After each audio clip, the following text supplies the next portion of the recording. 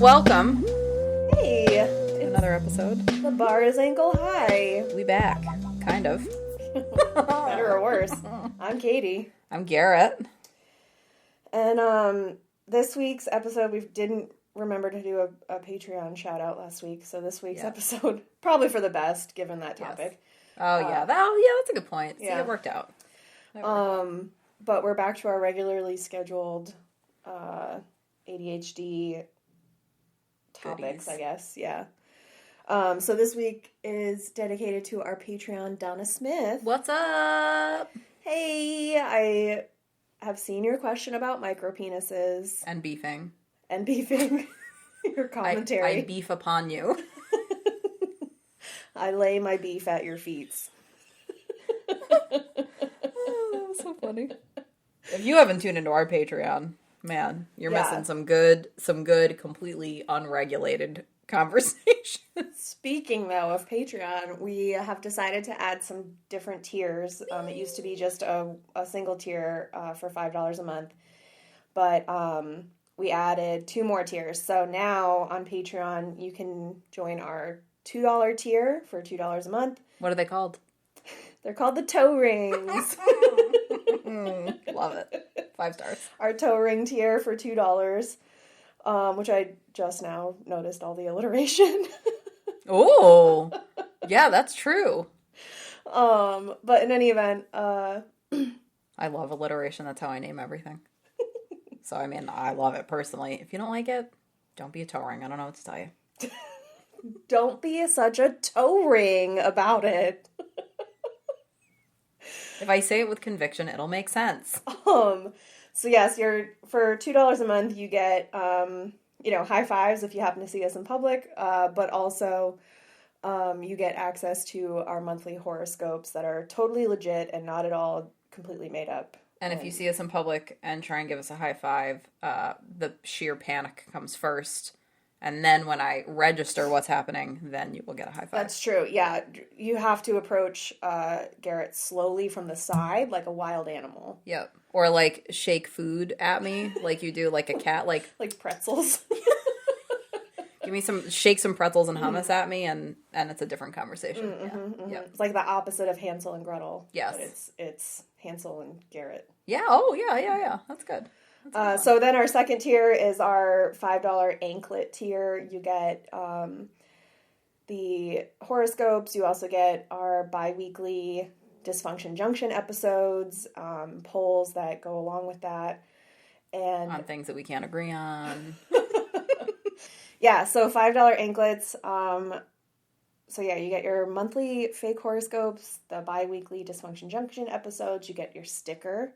From us, and a Patreon shout out on air, like Donna got today, and fan requests. So if you want to request a topic for us to cover, either for Patreon or in a regular episode, you get kind of like priority attention on that. And then our $10 a month Patreons, our Limbo Champion tier. Oh, because it's the bar. Yes. Limbo under the... You know what? That just clicked for me. That's great. Oh, yeah. I thought you got that right away. No, she told me the names of the tiers, and I was like, cool. I like the toe ring, and the limbo just completely... Because I was trying to think, because like toe ring is smaller than an anklet, of course. Yeah. And then I was trying to think of something bigger than an anklet, but a necklace doesn't really make sense for everything else about our podcast. Right. So I thought Limbo Champion. Yeah, that works. Yeah. So anyway, Limbo Champions get all the other topics or benefits we just discussed. Plus, they get added to our close friends list on Instagram and access to the secret Patreon-only Facebook group. And you get ad-free episodes once we start doing ads in our regular episodes. Because it's coming. Yes. So, join now, $10 a month. And, yeah, those are your options for Patreon. You can join there's a link in the banner on our website at thebarsanklehigh.com, or you can go to patreon.com/thebarsanklehigh. And we talk about it a lot on Instagram, too. We'll share plenty of links to episodes and Patreon and all that fun stuff. Yes, we do. Memes, mostly. Funny things. A lot of memes, yeah. So we are talking about what today, Katie? We're talking about hyperfixations. And we're going to try our best. Yeah, we're both, for whatever reason, very tired today. So if we sound like we have some vocal fry, and you don't like that, or that we're clinically dead, and you don't like that, just keep those opinions to yourself and bear with us. We're doing our best. Trying our best today. Katie showed up this morning and I was like, hey, I'm just going to tell you right up front, I think I'm dead. And she was like, oh, good, because I also think I'm dead. And I was like, oh, good. Yeah, we both had a giant sigh of relief because I was driving to Garrett's house and I was like, oh, man, I wish we were doing the ADHD and sleep episode today. Yeah, this is a good, I guess, topically, it's a good preview of other topics we have coming up. We are going to talk about sleep sometime in the near future. Kind of disorganized thinking. There's a little bit of overlap there. Yeah, we'll have some callbacks, I think, this episode to our previous intro episodes for sure, because woof. Yeah, we are rough this morning. And seasonal affective. I think this is also a very good preview of what I am like with seasonal affective disorder. So, which we will also be doing an episode on. So, nice little preview. Yeah, happy November, gang, because my goodness. Yep, that change in light is hardcore. Yeah. Hopefully, once the election is over, though, the House will vote on the fucking Saving Sunlight Act or whatever the fuck they called that thing. I swear to God. I thought they already did. Me too, and I looked it up earlier this week, and I got viciously angry. All summer, I was like, the clocks aren't gonna change. The clocks aren't gonna change. Oh, I knew they were going to change in the fall, but then in next spring, they're not. Once we change them, they're not going to change again. Yeah. So we spring forward, and then that's it. But the House won't vote on this fucking bill that unanimously passed the Senate. Like, unreal. I will fight every one of those dusty bitches if they don't pass this bill. Yes. Yeah. Because I cannot deal with I mean, obviously we're going to cover it in the seasonal affective episode, but man, time change. I don't understand why that wasn't just an instant vote. Like, I don't understand why we did it oh, yeah, no, I can't. Anyway. You want to get me going on a tirade? Get me going about daylight savings? Oh my God. Oh, okay. So anyway, hyperfixation. Hyperfixation. Oh, here we go. So, fun fact, guys. Hyperfixation or hyperfocus, I'm going to use the terms interchangeably. I think I do have a definition of each, if that would be helpful. Oh, yeah, go for it. So lifeskillsadvocate.com did a blog post about hyperfixations and ADHD. They said a hyperfixation is a relatively short-lived obsession with a particular object or activity. It is often characterized by repetitive behaviors and a difficulty shifting attention to other tasks. Hyperfocus, on the other hand, is a more sustained form of concentration that is usually triggered by an interesting task or problem. So they said, like, hyperfixations are more like trouble regulating your attention. I mean, which obviously we've talked about many times on this podcast. So I guess when I'm thinking about it, I think of you hyper-focus on a hyperfixation. Yeah, no, those definitions make a lot of sense. Because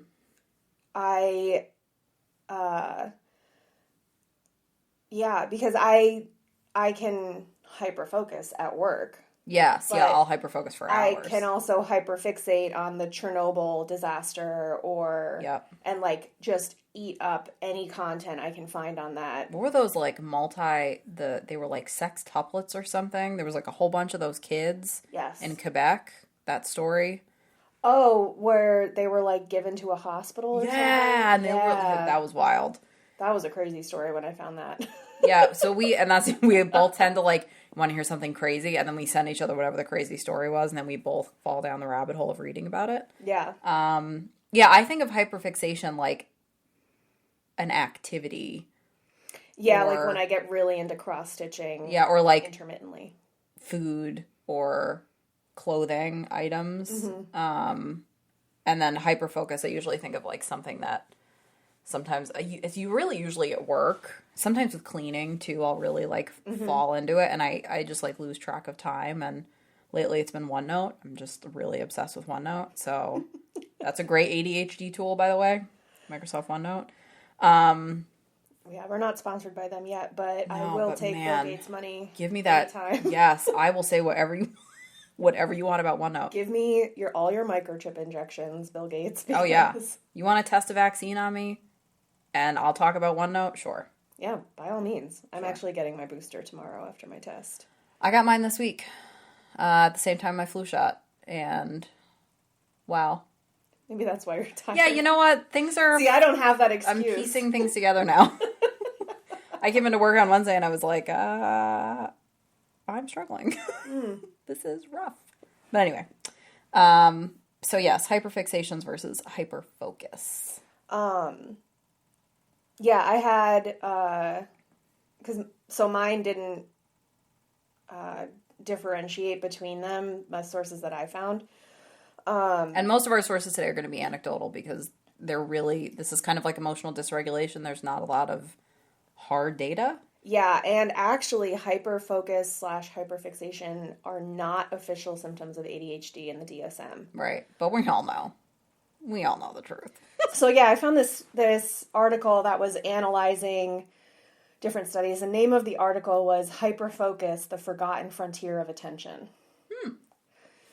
It's a good title. Yeah. Yeah. Except I'm hearing it in like William Shatner's voice because of Star Trek. Yeah, that's the good. Forgotten Frontier. Or it could be what's his name? Patrick Stewart. Yeah, I prefer Patrick Stewart. Yeah, me too. Yeah. In any event, this article found that there isn't a quantitative definition of hyperfocus.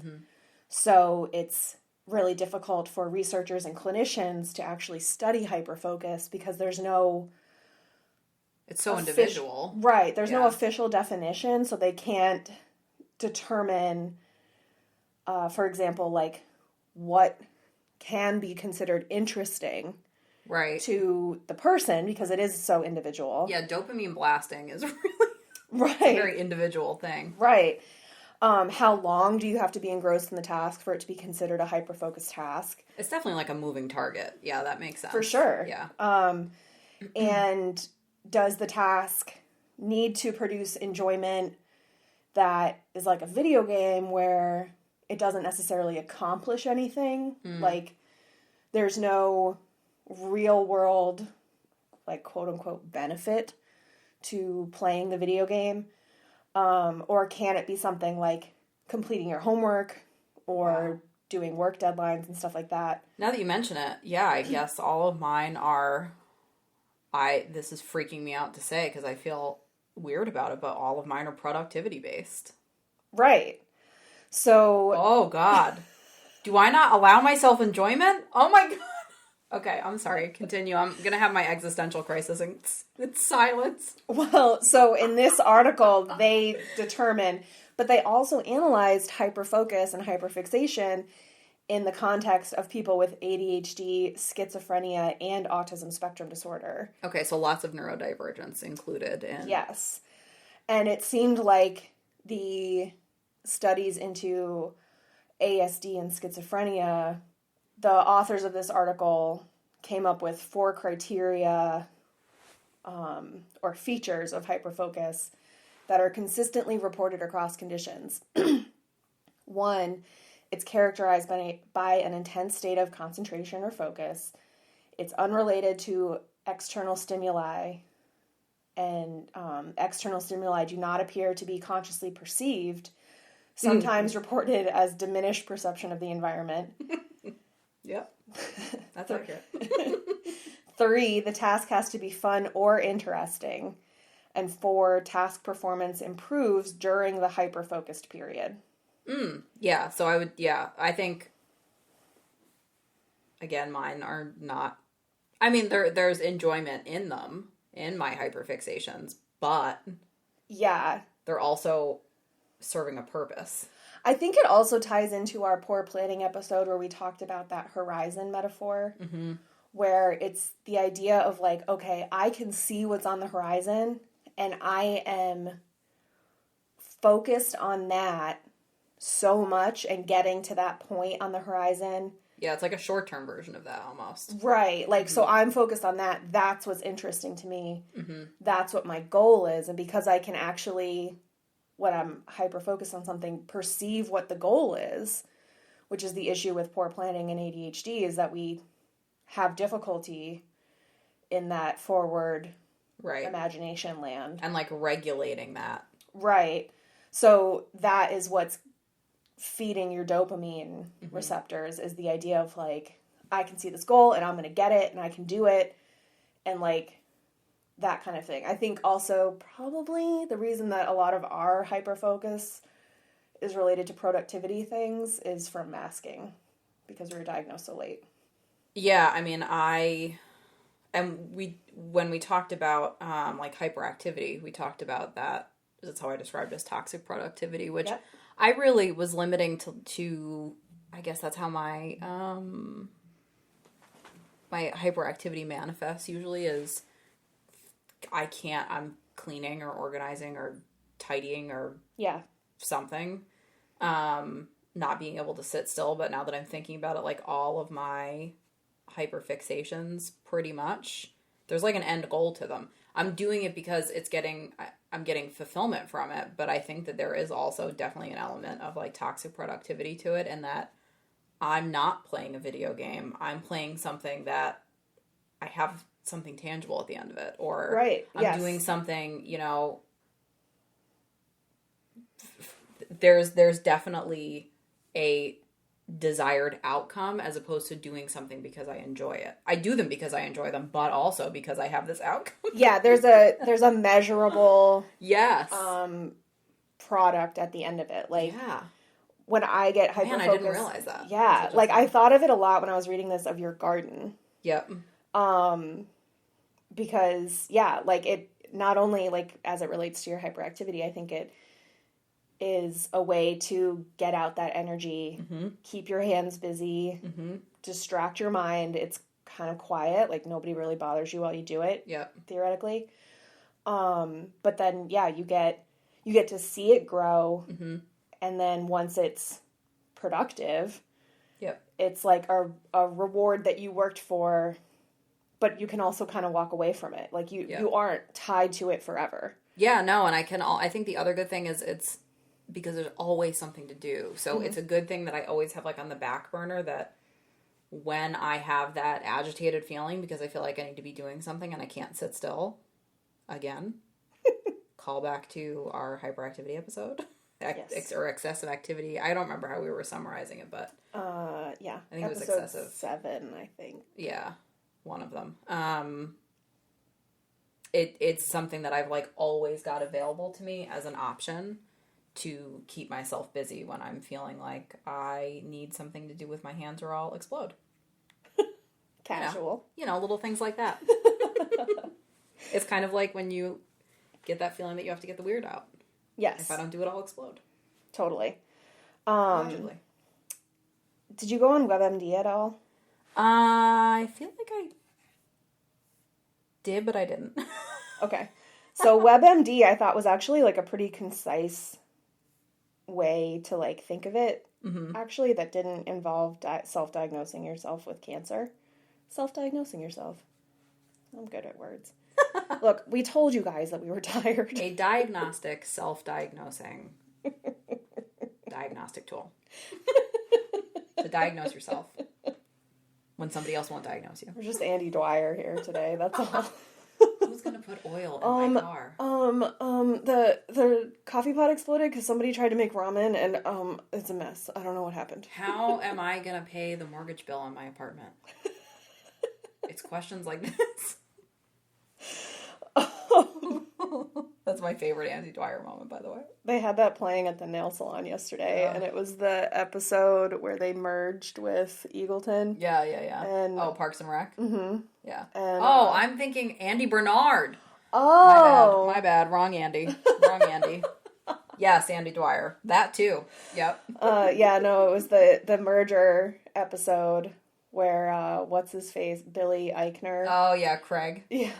And he's talking about the grass. Yes. Side note, if you haven't seen Bros, we went and saw that. Oh, was it good? I was like laughing. There wasn't a lot of people in the theater. I can tell you I was laughing out loud harder than most other people. Ooh, because I love I that. find him really funny. Oh my god, he's an absolute riot. Yeah, so I thought that movie was... I thought it was very funny. Yeah, it is one of the best episodes also of Parks and Rec. Because, like, the way that he screamed at Donna about how great her name was. Yeah. Don't ever change it! And she just stared at him. Yes. Like, what am I dealing with here? And then he yelled at the person on the phone about the grass, and she was like, is there a medication that you're supposed to be on and forgot to take, or maybe not supposed to be on but took too much of? Fair question. But anyway, WebMD said that hyperfocus can make ADHD much harder, or can make it much harder to diagnose ADHD in children who are considered gifted because they do better in school, which allows them to get past the issues with learning that can often accompany ADHD. Huh. Even if they have trouble with some aspects of school, hyperfocus can make it harder to spot because they do get the work done and they can work diligently on it. For a bit. Yeah, right. Short period of time.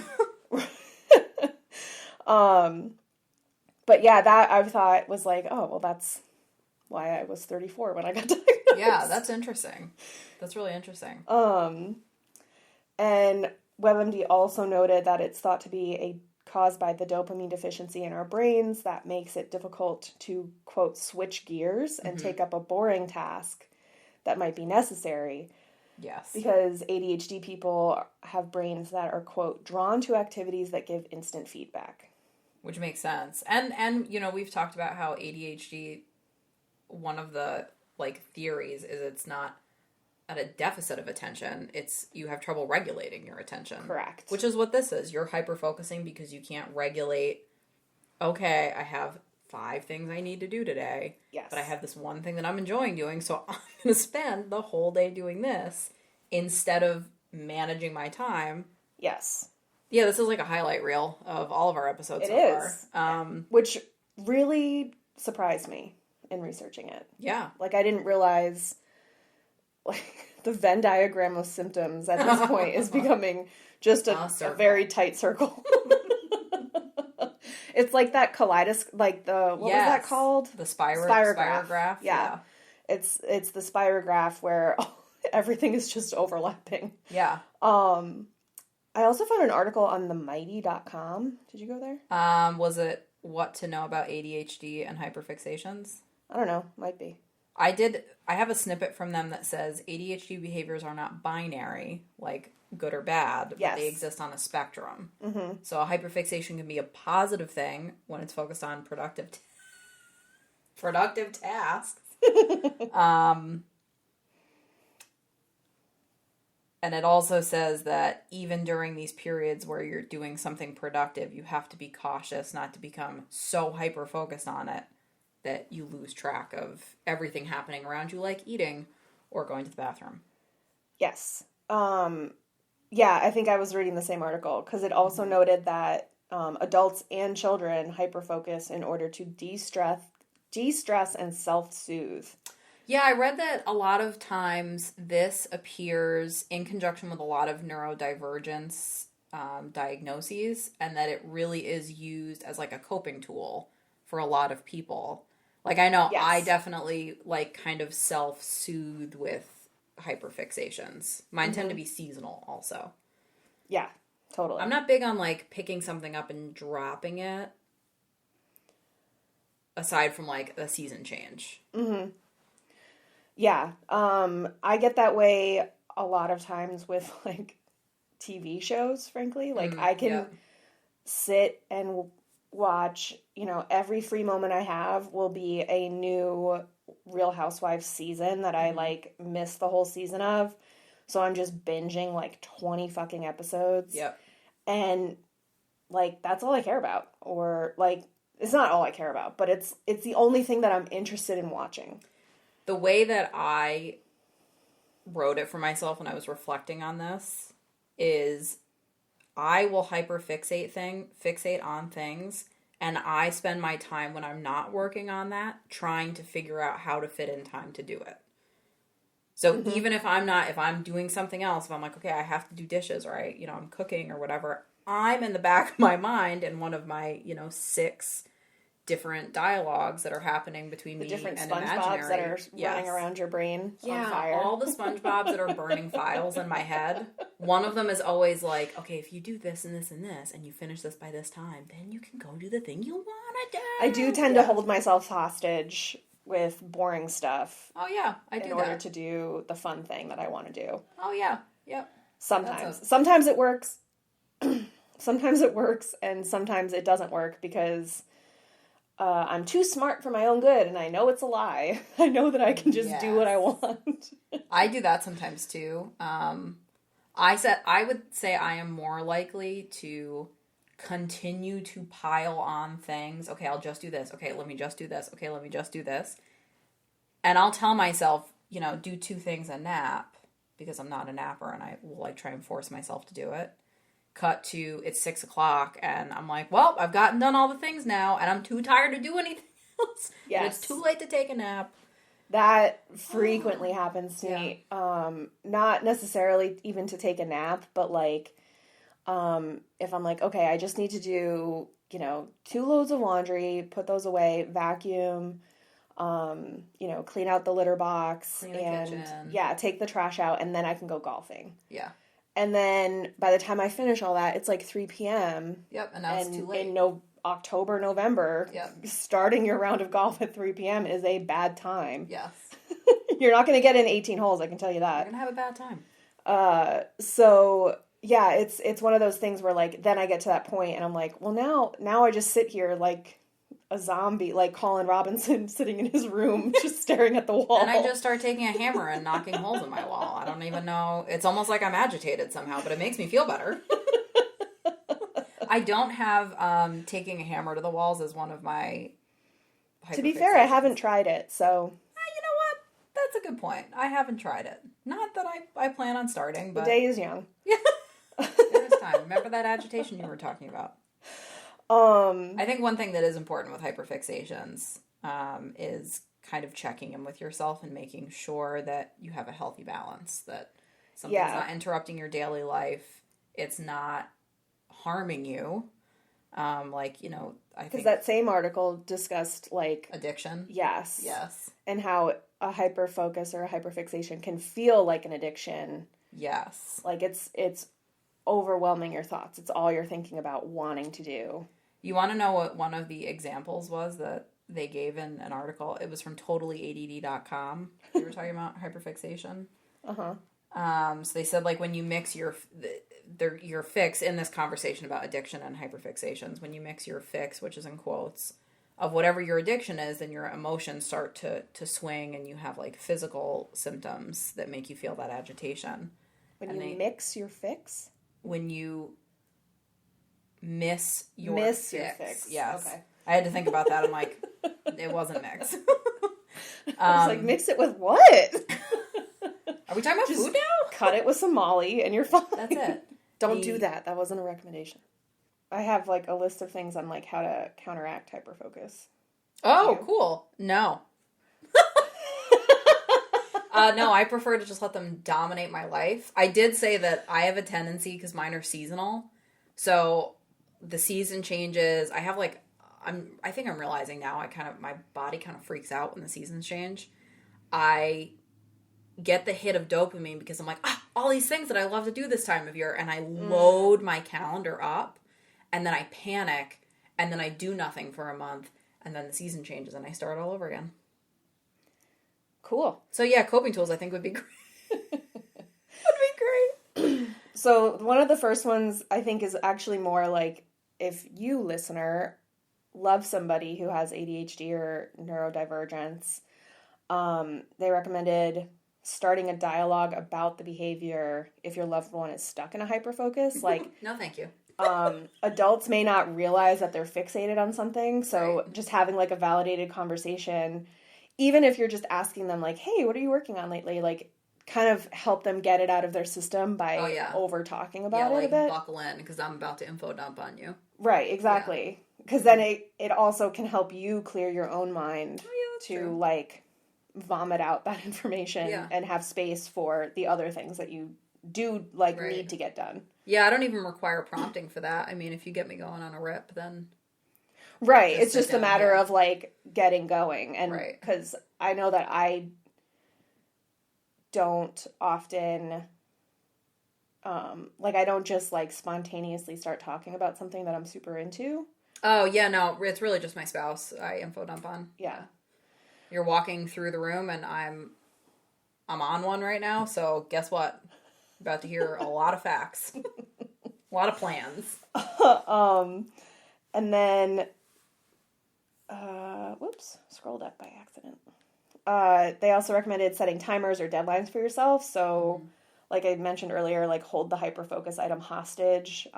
Like you can't do the cross stitch pattern until you put away all the laundry.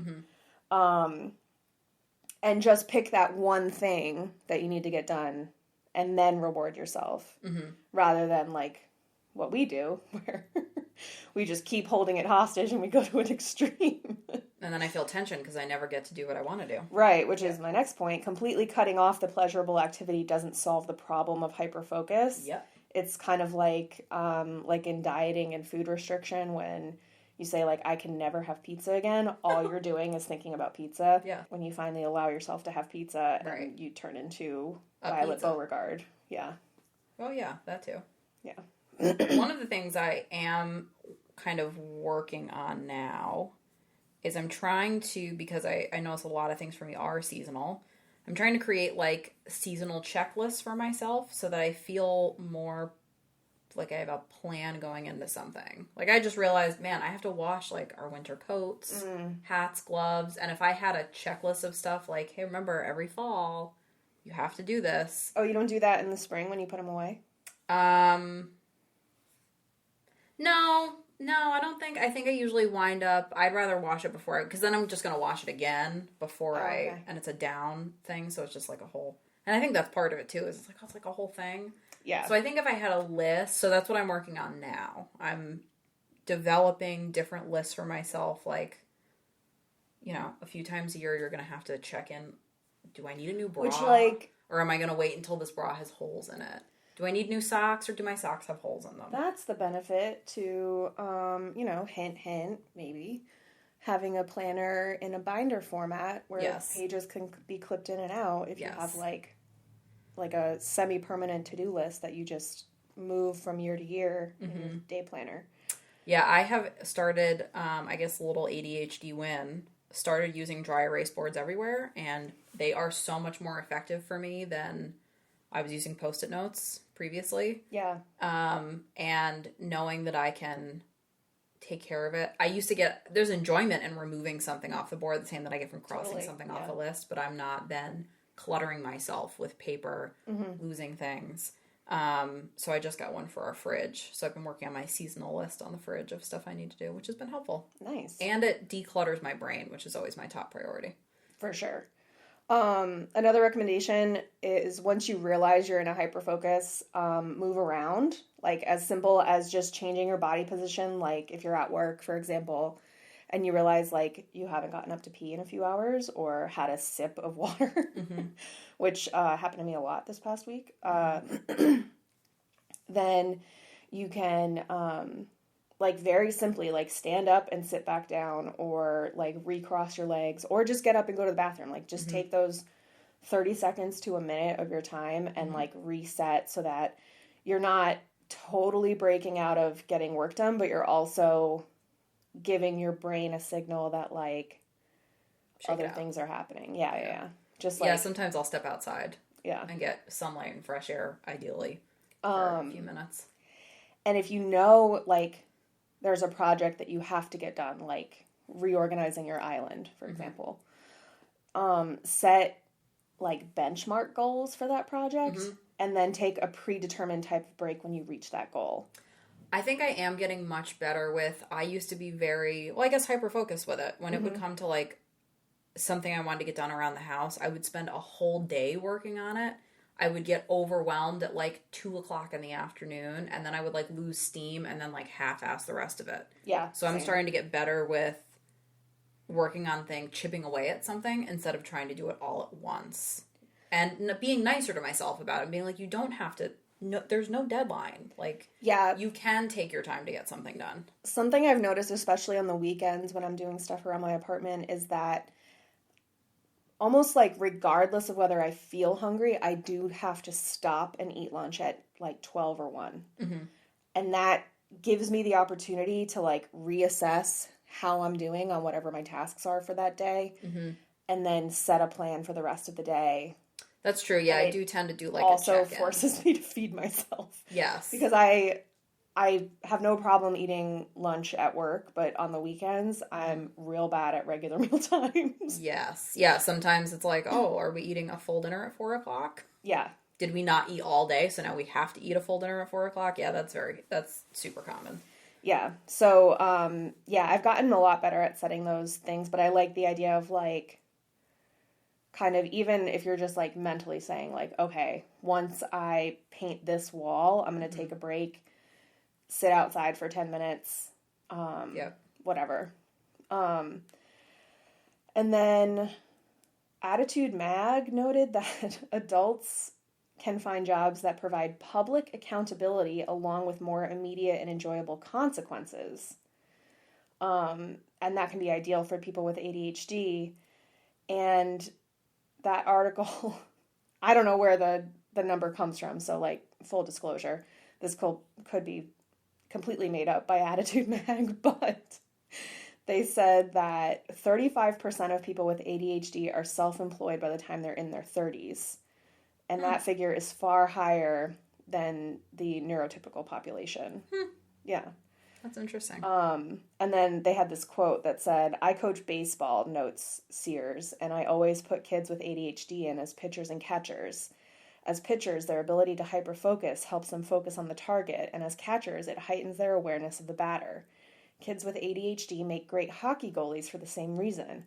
When the puck's at the other end of the rink, they're looking around distracted, but as soon as the puck comes down the rink towards them, they click into hyperfocus and become very alert. That's really funny because when I was a kid and we would play like soccer, full disclosure, I knew none of the rules to any sport, still don't.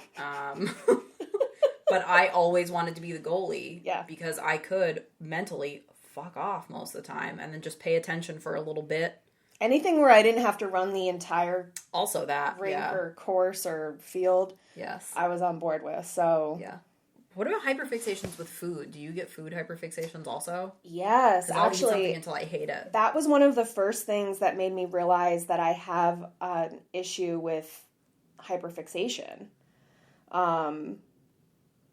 Is that I saw something on Instagram, I think it actually might have been Elise Myers again, where she said something like, is this your hyperfixation meal or are you normal or something? And it's like her caption was something to the effect of like, I'm just going to eat this until I can't stand it anymore. And I was like, oh my God, that is exactly what I do. And I will eat, it's going to sound so pathetic, but like, I'll eat those, like, frozen chicken strips, like the breaded ones, for weeks on end. You can use them for everything. I can put them on a sandwich. I can put them on a wrap. I can do I will a salad. just eat them plain. Like, I can do them with and I'll do, like, sauce. air-fried Brussels sprouts with, like, the Bob Evans mashed potatoes. And, like, that's my food forever. And then, like, all of a sudden, no more. And I'm like, lost with food, which is one of the things that, like, when I was working with my dietitian or my nutritionist, I don't know which is the right phrase. She's registered. That's a dietitian, I think nutritionist like, is more of like a self-appointed term. Oh yeah, no, she's actually like licensed dietitian. But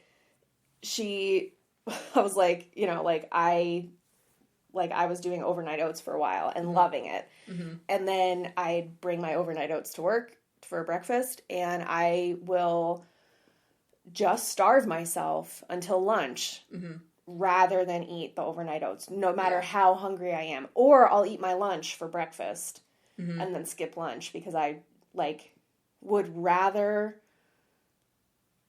rip my own arm off and roast it over an open fire to eat than eat my overnight oats. And it's so irritating because like there's no hint that this like is going to turn off before it does. I only realize it in groceries. Because I'll buy something that I've been buying, and then it sits in my fridge and it's not, or it sits on the counter and it's not getting used, and I'm like, oh, I don't want that anymore. Mm-hmm. I don't. So yeah, it's definitely, I go through phases, and I do need to be better about writing down. I think part of it is if I was better at writing down like easy go-to like weeknight meals that we have, I would be less likely to get caught in a loop of, because sometimes it's not even that I want it, it's ease. It doesn't it doesn't happen as much to me in the winter because I can do a crock pot soup and have that ready to go. Mm-hmm. And so it takes out the issue of like trying to meal plan or figure out what I'm going to eat one day. I do love soup season. And then, but in the summer I end up with these hyperfixations because I need something that is simple and quick and I can reach for it. And I think part of the reason that I do it is like that self-soothing thing that we were discussing earlier, where like I can just be so overwhelmed, so overtired from work that I need something that I don't have to think about. That's when I make peanut butter and jelly and slice an apple. I've been on a huge PB&J kick lately. I love peanut butter and jelly. That's definitely like a although I did get jelly recently because I was running out of what I currently had, and I guess what I had at home was jam. Oh yeah, let me clarify. I want peanut butter and jam. Yeah, it turns out I don't like jelly. No, the texture, again, like I want it to taste like there's fruit. And I always had jelly growing up. Mm-hmm. So as a kid, we always had jelly. And, are you a grape or a strawberry person? Grape. I like both.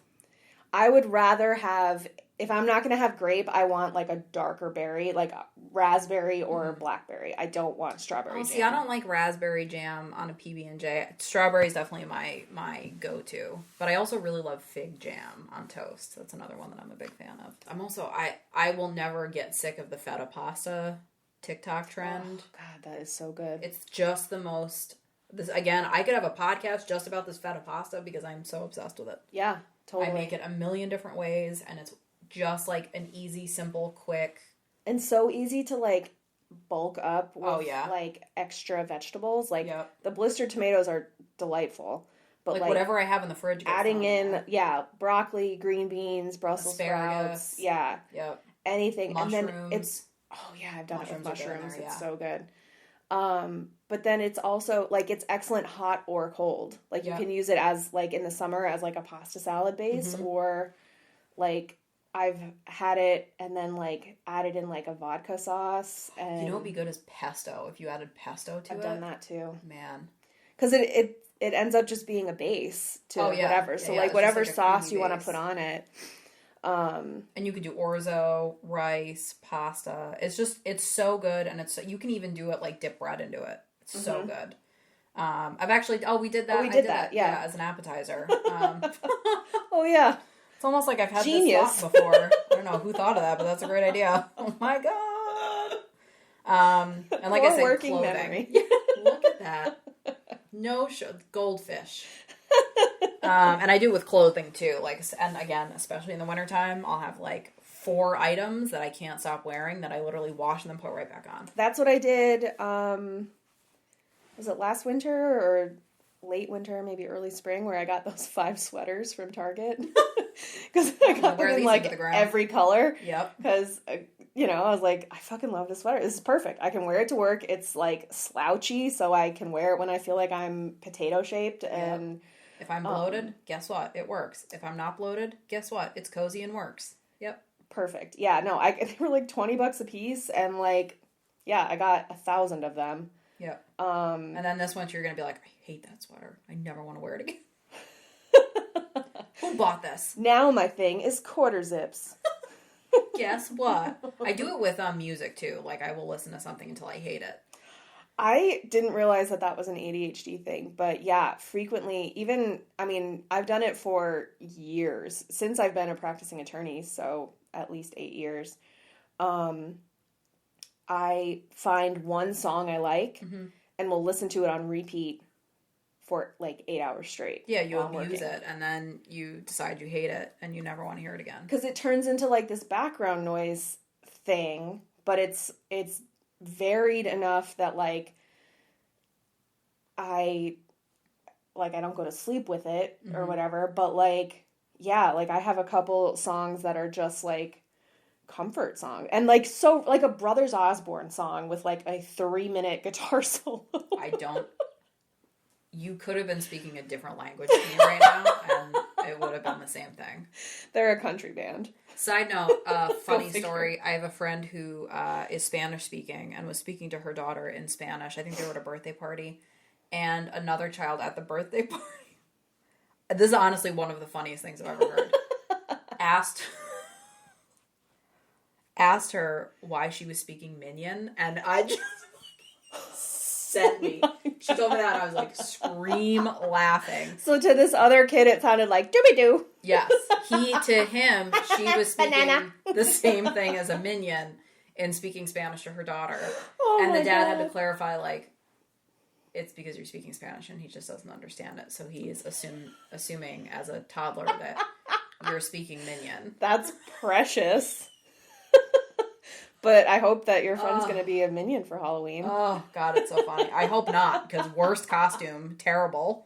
I don't remember how we got... that country song. Yeah. Yeah, country music might as well be in a minion language, because I know nothing and no one, and yeah, I don't know anything about it, so... I do the same thing, though, that I pick a music and decide I'm going to listen to it until I hate it. Mm-hmm. I pick a music. I do pick a music. Distinguishments. That's a word. It's not weird. But yeah, it's, I'm good with getting into something, into a mode, and I'm absolutely unstoppable until I can't anymore. And then... have to find something else to stimulate that dopamine, and it's a struggle sometimes. Yeah, I do think that I saw something somewhere that said, they didn't like come right out and say it, but sort of like how to turn on hyperfocus when you need it. Mm-hmm. And I think like body doubling is a great way to do that. Yeah. And just having somebody next to me to lick stamps and... somebody to help me make that bug out bag and buy 50 pounds of dry beans for my basement. Oh my gosh. Well, this was a great... This episode recording is a case study of a lot of different symptoms of ADHD. And... yeah, but let us know what you guys think. What's your latest hyperfixation? What do you like to hyperfixate on? I'm interested to hear... because that is so true that it is I can understand why it is a hard thing to study because it is so individual. Right. I'm interested to hear ones that are just, for enjoyment and not serving another purpose. Since I seemingly am incapable of just enjoying something purely with no purpose. Yeah. Also known as fun. So yeah, interested to hear about that. You can find us on social media, obviously. Mm-hmm. Yep. On Instagram a lot. Yeah, definitely Instagram is where we're most active. Reach out on social media. I really do respond to everybody, even the bots, because... I laugh pretty hard when there's a bot response. I don't know if you saw our post with... Katie was posting about cryptids and got a bot that was talking about crypto. And she was like, close. I laughed out loud. And I'm interested, if there's another ADHD topic, little pocket of ADHD we haven't talked about yet, let us know. We do have some episodes coming up on sleep and food and stimming, and there's some fun stuff coming. Yeah. But as usual, if we get more excited about something in the interim, we can always bump our recording schedule around. God knows we got no problem doing that. Because, like most people in their 30s who have ADHD, we work for ourselves. And remind ourselves once a week, we don't have a boss. And then we don't really do much with that. We just get really excited at the prospect and get that hit of dopamine and just continue on with what we were doing. Right. Yeah. I do try to remind Garrett of that often. If we do this long enough, then this can just be your job all the time. Yeah. So join our Patreon.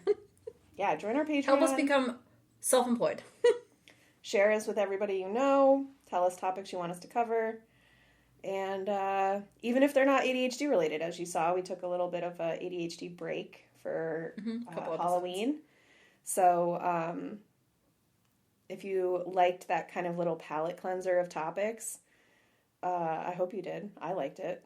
I think it's good seasonally, as a side note. Well, thanks for tuning into another episode. We do appreciate everyone's support so much. Yeah.